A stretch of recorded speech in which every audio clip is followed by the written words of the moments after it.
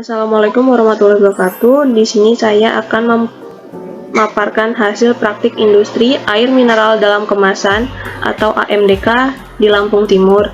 Prodi D3 Sanitasi Jurusan Kesehatan Lingkungan, Poltekkes Kemenkes Tanjung Karang.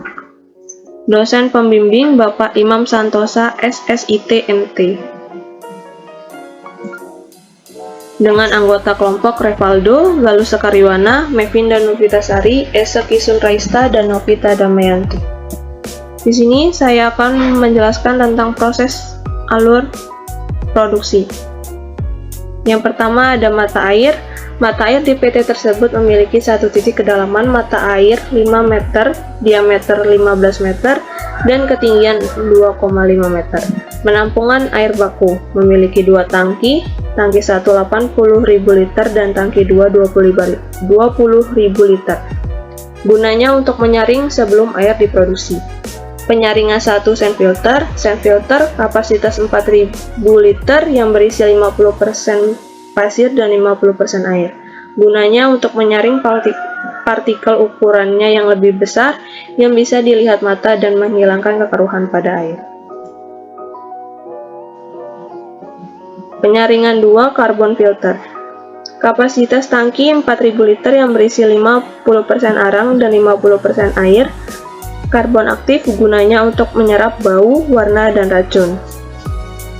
Penyaringan 3 bag filter gunanya untuk menyaring partikel dari karbon. Microfilter unit, cartridge filter adalah salah satu komponen yang sangat mendukung dalam proses penyaringan air minum, karena berfungsi sebagai penyaringan partikel dalam air. Terdiri dari cartridge filter 1 mikron, cartridge filter 0,5 mikron, dan cartridge filter 0,2 mikron. Ozon generator. Proses sterilisasi air ditambahkan ozon berasal dari mesin ozon generator yang berfungsi membunuh bakteri yang ada di dalam air.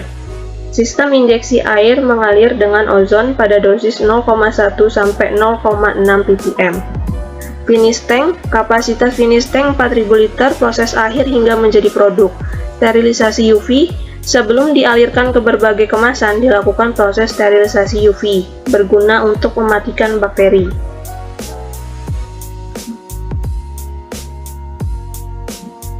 Pengisian air mineral ke dalam kemasan. Berikut disajikan proses perlakuan kemasan cup 220 ml, botol 330 ml dan 600 ml, dan galon 19 liter. Pengemasan dilakukan sesuai dengan produknya masing-masing, yaitu pengemasan cup, botol, dan galon. Untuk cup dan botol dimasukkan ke dalam karton atau kardus, sedangkan untuk galon langsung disusun ke dalam gudang penyimpanan. Penyimpanan produk dilakukan di dalam gudang penyimpanan produk. Produk disimpan di gudang 1-2 hari menunggu analisis fisik, kimia, dan biologi.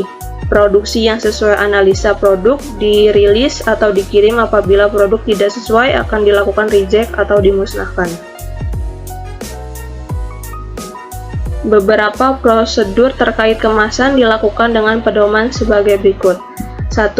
Kemasan diisi ulang seperti galon, harus dicuci dan disanitasi dalam mesin pencucian galon. Untuk membersihkan galon, dapat digunakan jenis deterjen yang aman untuk pangan.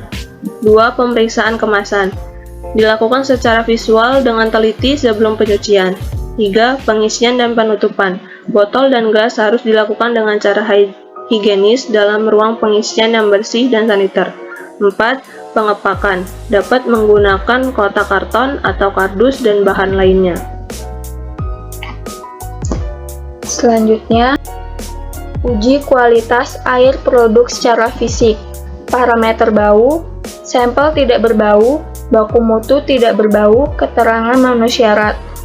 Parameter warna, satuan TCU, sampel tidak berwarna, baku mutu maksimal 50, keterangan memenuhi syarat. Referensi SNI 3553 2015 air mineral. Uji kualitas air produk secara kimia. pH meter.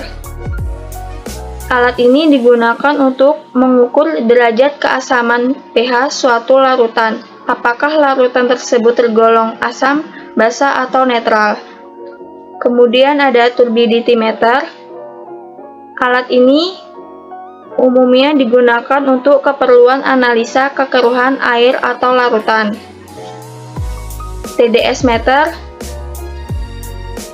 alat yang sering digunakan untuk mengukur jumlah partikel terlarut pada air minum. Parameter pH, sampel 6,82, baku mutu 6,0 sampai 8,5. Keterangan memenuhi syarat. Parameter TDS, satuan ppm, sampel 124, baku mutu maksimal 50, keterangan memenuhi syarat. Parameter kekeruhan, satuan NTU, sampel 0,18, maksimal 1,5, keterangan memenuhi syarat.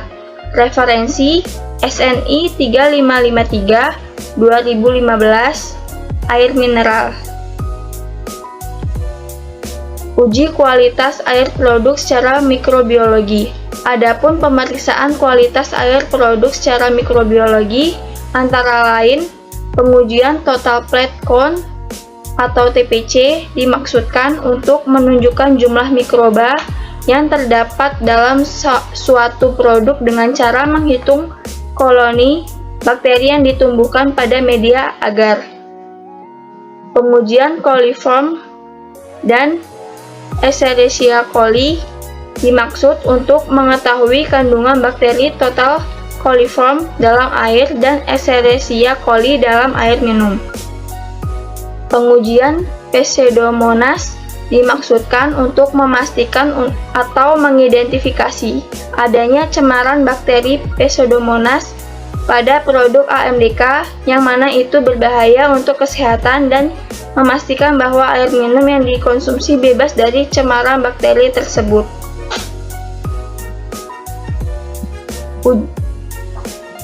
Adapun alat yang digunakan untuk uji kualitas air produk secara mikrobiologi. Yang pertama, neraca analitik memiliki fungsi untuk menimbang bahan atau zat yang akan digunakan sebelum melakukan suatu percobaan serta membutuhkan suatu penimbangan. Kedua, autoclave digunakan untuk pemanasan tertutup yang digunakan menetralisasi suatu benda menggunakan uap bersuhu dan bertekanan tinggi 121 derajat Celcius selama kurang lebih 15 menit. Kemudian ada colony counter, alat bantu yang digunakan untuk menghitung koloni bakteri yang ditumbuhkan di media yang disimpan dalam cawan petri dish. Inkubator adalah untuk menumbuhkan kultur mikroba atau kultur sel. Fungsi inkubator juga dapat digunakan untuk memelihara kultur organisme yang akan digunakan nantinya.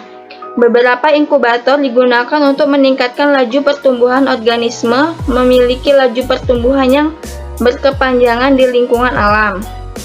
Selanjutnya ada laminar airflow, digunakan sebagai meja kerja steril untuk kegiatan inokulasi atau penanaman. Laminar airflow mengutamakan adanya hembusan udara steril yang digerakkan oleh blower yang disaring oleh HEPA filter. Selanjutnya ada petri dish, berfungsi untuk membiarkan atau kultivasi mikroorganisme. Medium dapat dituangkan ke cawan bagian bawah dan cawan bagian atas sebagai penutup.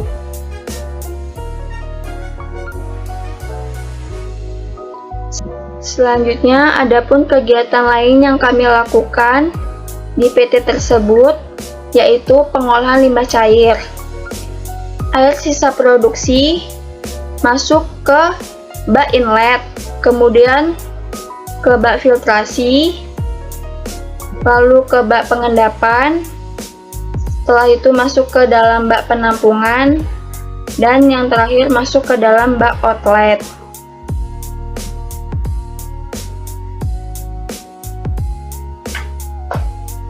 Air limbah yang berasal dari sisa produksi masuk ke bak filtrasi bertujuan untuk menyaring air limbah yang dihasilkan dari sisa produksi. Setelah dari bak filtrasi, air limbah menuju tangki pengendapan bertujuan agar partikel yang mempunyai massa jenis lebih besar dari air akan mengendap menjadi lumpur.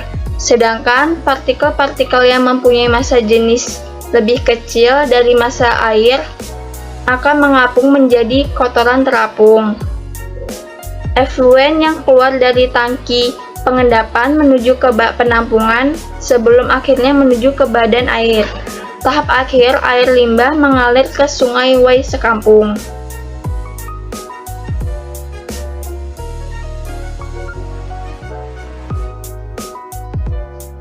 Pengelolaan limbah padat.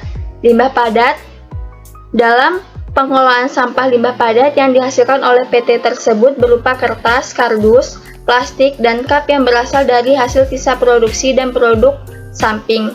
Limbah ini ditampung dalam tempat penampungan sementara, akan diangkut jika sudah memenuhi kapasitas angkut menuju pihak ketiga. Sampah yang dihasilkan dikumpulkan setiap hari ke gudang TPS dengan waktu mengangkut kurang lebih 1 bulan sekali.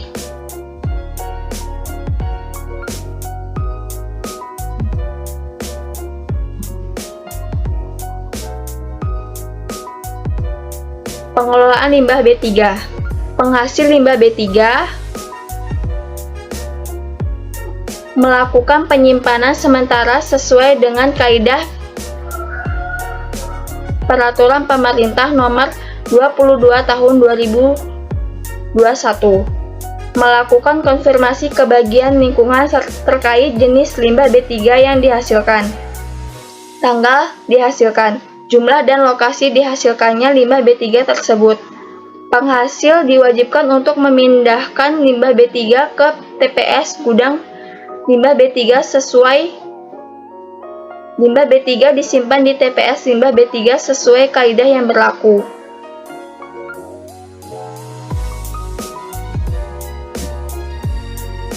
Limbah B3 yang dihasilkan oleh PT tersebut antara lain lampu TL, limbah laboratorium, oli genset dan kompresor, lap majun bekas, aki bekas dari genset. Limbah B3 disimpan di TPS limbah B3 dengan kaidah yang berlaku dan diangkut oleh pihak ketiga. Proses pemanfaatan dilakukan di pusat.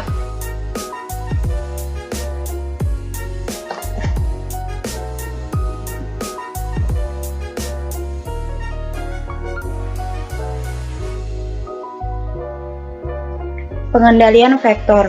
Pengendalian faktor di lingkungan PT tersebut dilakukan secara berkala dan dilakukan secara 3 metode. Secara fisik menggunakan alat, secara biologi memanfaatkan makhluk hidup lain untuk memusnahkan, dan secara kimia menggunakan bahan kimia. Namun jarang dilakukan cara ini karena dampak dari kegunaan bahan kimia dapat merusak kualitas air. Yang sering dilakukan oleh pengendalian faktor di PT tersebut dengan cara metode fisik.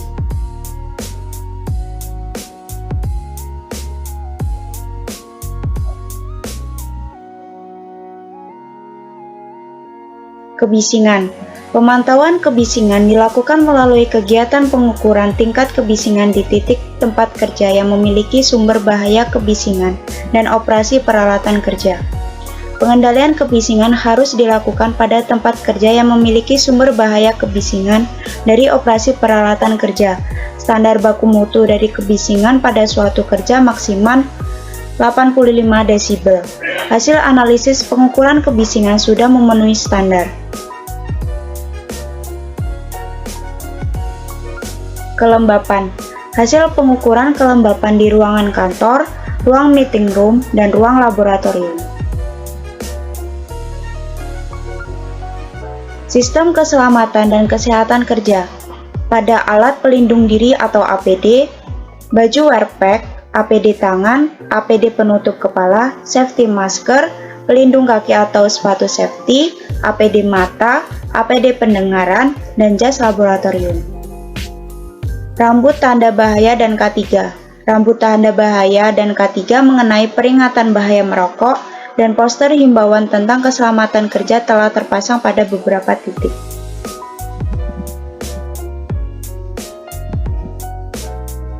Sistem pemadam kebakaran. Fasilitas pemadam kebakaran PT tersebut ini mempunyai fasilitas damkar dan APAR. Untuk APAR yang ada di PT tersebut ada 9 tabung. Pelayanan kesehatan kerja. Fasilitas pelayanan kesehatan memiliki fasilitas P3K terdiri 6 titik. Untuk pekerja dilakukan pemeriksaan secara berkala 1 bulan sekali. Baik, cukup sekian yang dapat saya sampaikan. Kurang lebihnya saya mohon maaf. Wassalamualaikum warahmatullahi wabarakatuh.